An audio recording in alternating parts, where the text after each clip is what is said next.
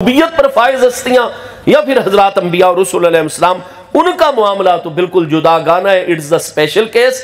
लेकिन जहां तक आम बंदे की बात है मेरे दोस्तों, हमारे लिए कोई पता नहीं कि कब हमारा वक्त अजल आ जाए। तो एक महदूद बच्चों के ब्राइट फ्यूचर और रोशन मुस्तकबिल के लिए हम जितनी 24 घंटे तगोदो करते हैं, काश के 10-15 मिनट हम कुरान पाक का कोई दर्स का एहतमाम भी घर में अपने प्यारे बच्चे और बच्चियों की तरबियत के लिए कर दें। कोई 10 मिनट का सुन्नत रसूल करीम अलैहिस्सलाम और सीरत तैयबा का दर्स का इंतज़ाम खुद बच्चों को बिठाकर हम कोई एक हदीस पाक, नबी पाक अलैहिस्सलाम का एक वाक़या, आपके प्यारे अहले बैत अतहार का एक वाक़या, प्यारे सहाबा किराम, ये 10-15 मिनट में सारा कुछ मुकम्मल हो जाता है।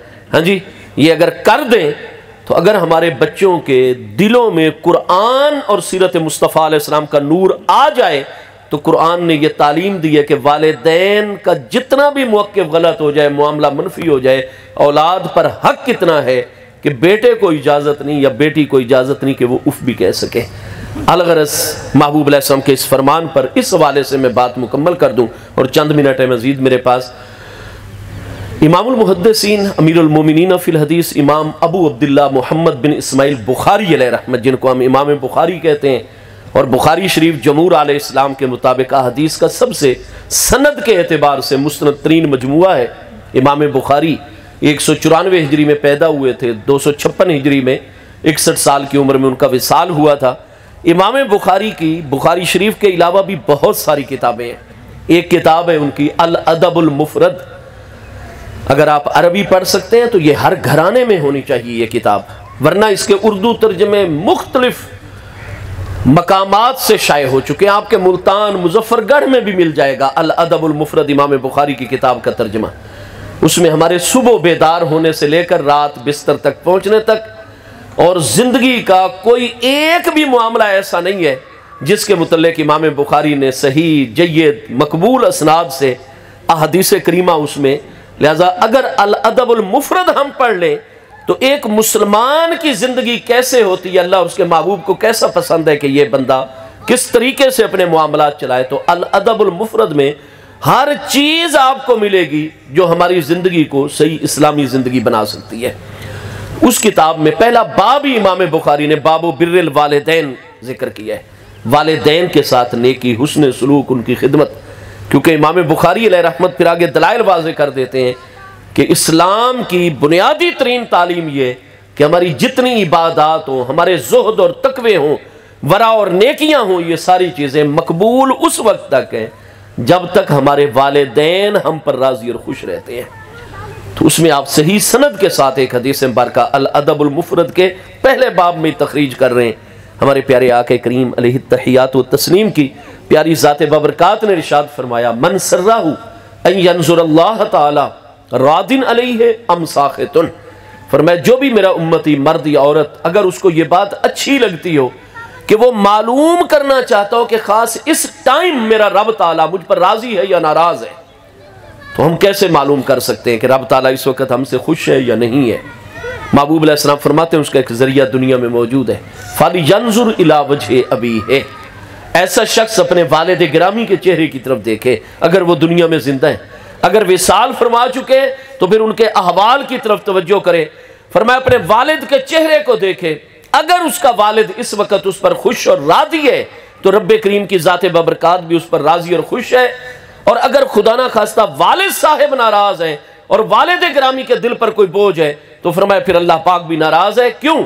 आगे सही सनद इस हदीस में हमारे प्यारे आके करीम अलैहिस्सलाम के नूरानी अल्फाज मौजूद है। फरमाया अल्लाह ने यह उसूल अता फरमा दिया है, फ़इन्ना रदर रब्बे फ़ी रदा अबी है व इन्ना सख़तहु फ़ी सख़तिही, कि बेशक अल्लाह पाक की रदा वालिद साहिब की रदा में है और अल्लाह पाक की नाराज़गी वालिद गिरामी की नाराज़गी में है।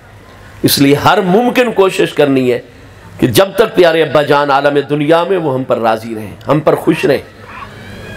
ये जो आजकल एक सोच हमारी बन गई है ना कि नहीं मेरे वालिद साहब तो नमाज बाजमात नहीं अदा करते और फलां मामले में बड़ी सुस्ती और काहली का शिकार हो जाते हैं, और फलां मामला इस तरह है, फलां मामला मैंने अब्बा जान का ये देखा है और इसलिए मेरा जनाब दिल जनाब मैं बस सीधा सीधा चलने वाला इंसान हूँ। ये महज एक बहाना जुई है, इसकी कोई हैसियत अल्लाह और उसके महबूब अलैहिस्सलाम की बारगाह में नहीं है। मैंने पहले भी अर्ज किया, शिर्क और कुफ्र से बड़ी कोई कमजोरी, कोई खराबी नहीं है, लेकिन कुरान फरमाता है तुम औलाद हो, तुम्हारे ऊपर हक उन बारगाहों का इतना है, वालिद गिरामी और वालिदा मोहतरमा का, कि शिर्क और कुफ्र भी उनके अंदर मौजूद होना, तुम पर फिर भी उनका हक उसी तरह मौजूद रहेगा, उनका अदब एहतराम, उनकी खिदमत फर्ज रहेगी। कुरान पाक में वाज़े दो टोक अल्लाह पाक का इरशाद गिरामी है, व इन जाहदाका अला अन तुशरिका बी मा लैसा लका बिही इल्म फला तुतिहुमा व साहिबहुमा फिद दुनिया मारूफा।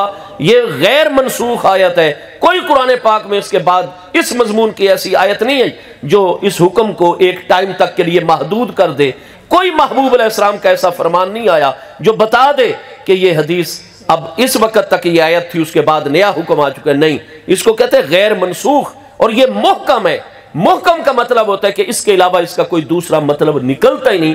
तो मुहकम गैर मनसूख आयत बय्यिना में अल्लाह पाक का हुक्म है, व इन जाहदाका अला अन तुशरिका बी, ऐ मेरे मोमिन बंदे, ऐ मेरी मोमिना बंदी, खुदा ना खास्ता तेरा वालिद साहिब ऐसा है, वालदा साहिबा ऐसी है कि खुद भी पक्के काफिर और मुशरिक हैं, जाहदाका। और कई काफिर और मुशरिक होते हैं जिनका कुफ्र और शिरक सिर्फ उनकी जात तक महदूद होता है, वो आगे उसकी प्रेचिंग और तबलीग नहीं करते, लेकिन तेरा वालिद और वालदा का कुफ्र और शिरक मुतअद्दी है, और वो तो रात दिन सुबह शाम तुम्हें बरंगेख्ता करते हैं और मजबूर करते हैं कि तुम भी मेरे साथ शिरक करो, कुफ्र करो। फरमाया फला तुतिहुमा, मेरे मोमिन बंदे, मेरी मोमिना बंदी, शिरक और कुफ्र के मसले में अपने वालिदैन की इताअत ना करना, मुझे अल्लाह ताला के साथ शिरक व कुफ्र ना शुरू कर देना, मेरे महबूब का इनकार ना करने लग जाना, मेरे कुरान और ज़रूरियात इस्लाम का इनकार ना करना। फरमाया शिरक और कुफ्र में उनकी इताअत ना करना।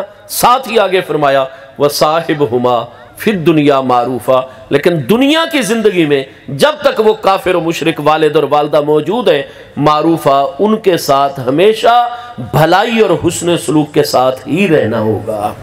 जब काफिर और मुशरिक वालिदैन का हक उसी तरह मौजूद है, तो मोमिन वालिदैन का हक कितना होगा।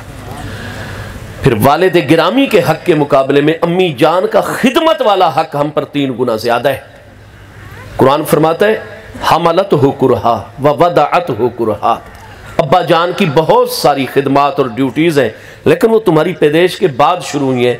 और तुम्हारी अम्मी जान हमलत हो कुरहा, तुम जब एक पानी की सूरत में उनके तुम वजूद में पहुंचे थे और वो प्रेगनेंसी के मरहले में दाखिल हुई थी, उस वक्त से वो तुम्हारी खिदमत करने लग गए। और वो तकलीफें उनको आई प्रेगनेंसी के सारे मरहले और उस दौरानिए के अंदर, हाँ जी, कि तुम्हें वो जब तक हामिला रही और प्रेगनेंट रही, वो तुम्हारी वजह से तकलीफ के एक एक लम्हा उनके लिए हर आने वाला दिन और लम्हा बोझ बनता और तकलीफ का बायस। वह वदाअत हो कुरहा, और कुरान ने फरमाया तुम्हारी अम्मी, तुम उस वक्त तक पैदा नहीं हुए और दुनिया में नहीं आए हो जब तक वो मौत का दरवाजा अपनी आंखों से देख के वापस नहीं आई। तो इसलिए उनका हक भी अम्मी जान का तुम्हारे ऊपर अब्बा जान के मुकाबले में 3 गुना ज्यादा है। ये इस्लाम की प्यारी तालीम है। आजकल तो ये मर्द औरत के हुकूक मुसावात की बातें होती है, तो इस्लाम के जरा इन हकायक को भी मद्देनजर रखा जाए। तो इरशाद फरमाया कि कुरान पाक में अर्रिजालु कव्वामूना अलन निसा, मर्दों को खवातीन का मुहाफिज भी बनाया गया है और उन पर हाकिम भी बनाया गया है। ये लफ्ज़ हाकिम से भी आजकल हम बड़े जनाब एक जो है ना डिफेंस लाइन पर जा खड़े होते हैं। हम क्यों एहसास कमतरी का शिकार है अपनी तालीम, हमें क्यों अपने इस्लाम आप दलाइल की रोशनी में, मुशाहदात की रोशनी में देखेंगे की तरफ ही लौटेगी। हमें माजरत खाहाना रवैया नहीं इख्तियार करना चाहिए, हमें किताब और सुन्नत का इल्म हासिल करना चाहिए। हम मुसलमान और मोमिन हैं, कुंतुम खैरा उम्मतिन, अल्लाह और उसके महबूब के नुमाइंदे और उनके तर्जुमान है इस दुनिया में, हमें अपने अमल से वाज़े करना ही है। तो फरमाया एक रियासत में जब तक एक हुक्मरान नहीं होगा, रियासत का निजाम तहबाला हो जाएगा। घर भी एक महदूद रियासत है, अगर एट ए टाइम 2 हुक्मरान होंगे, बाबा सादी साहब जैसे हकीम मुदब्बिर और दाना फरमाते हैं कि 10 दुर्वेश दर गली में मी गंजद वलेकिन 2 पादशाहान दर ममलिकत वसी नमे गंजन। 10 दुर्वेशों को एक गुदड़ी में डाल दो, 10 दुर्वेश एक गुदड़ी में समा जाएंगे, एक दूसरे पर कुर्बान और इसारी का कुर्बानी और इसार का मुजाहरा करते हो, लेकिन दो बादशाह एट ए टाइम, वो एक ममलिकत बड़ी सारी भी होना नहीं उसमें ठहर सकते। बिलाखिर एक ही बादशाह से निजाम बनेगा, वरना टकराते रहेंगे। तो भाई एक घर भी एक ममलिकत है, घर का भी एक निजाम है। आप क्यों लोगों से मरऊब होते हैं? आप क्यों अडॉप्ट करते हैं लोगों का मुआशरत और तहजीब को? इस्लाम ने अपनी तहजीब दी है जो ऐन फितरत के ऊपर है। कुरान फरमाता है फितरत अल्लाहिल्लती फतरन्नास अलैहा। तुम लोगों को छोड़ो, उनके ज़हनी दरजात भी मुख्तलिफ हैं, उनकी मालूमात भी एक दूसरे के मुकाबले में कम या ज्यादा होती है। तुम आओ फितरत और नेचर की तरफ। अल्लाह पाक फरमाता है मैंने आदम अलैहिस्सलाम से लेकर मुस्तफ़ा करीम अलैहिस्सलाम तक किसी एक नबी और रसूल अलैहिस्सलाम को, किसी एक किताब आसमानी और सहीफ़ा आसमानी को फितरत के तकाज़ों के खिलाफ नहीं नाजिल फरमाया। फितरत अल्लाहिल्लती फतरन्नास अलैहा। घर एक ममलिकत है। एक ममलिकत तब कामयाबी से चल सकती है जब हुक्मरान एक होगा। अल्लाह पाक ने यही तो फरमाया कि लौ काना, अगर अल्लाह के अलावा लौ काना फीहिमा आलिहतुन इल्लल्लाह लफसदता, अगर एक अल्लाह के अलावा और भी अल्लाह होते, यह जमीन और आसमान का निजाम फसाद का शिकार हो जाता। एक अल्लाह कहता मैंने सूरज जनाब आज मगरिब से तुलू करना है, क्योंकि इतनी सदियां हो गई हैं, मशरिक से तुलू हो रहा है। अब जो दूसरा मान जाता वो तो आजिज होता, आजिज कभी खुदा हो ही नहीं सकता, लिहाजा दोनों बराबर का जोर लगाते, जमीन और आसमान कायम रह सकते थे, फसाद तबाह। अल्लाह पाक फरमाते ये कायनात का मरबूत निज़ाम चलना इस बात की दलील है कि इलाह एक ज़ाते बबरकात है, वाहिद ज़ाते बबरकात है। तो भाई बिल्कुल फितरती मामला है। कुरान ने फरमाया अर्रिजालु कव्वामूना अलन-निसा, घर का सरबरा मर्द होता है। लिहाजा अम्मी और अब्बा जान में अगर आखिरी बात अर्ज करूं इख्तलाफ हो जाए तो हमें देखना चाहिए अम्मी जान के उसी तरह कदम पकड़े रहना है, चूमते रहना है, उनकी खिदमत उसी तरह, अदब एहतराम उसी तरह। लेकिन अगर वालिद साहब का फैसला दुरुस्त हो तो बेटे बेटी पाबंद है कुरान मजीद के हुक्म के मुताबिक, साथ वालिद का देना होगा। क्यों? वो हुक्मरान है, क़यामत वाले दिन वालिद से पूछा जाएगा घराने के मुतल्लिक, वो घर के सरबराह हैं। कानूनी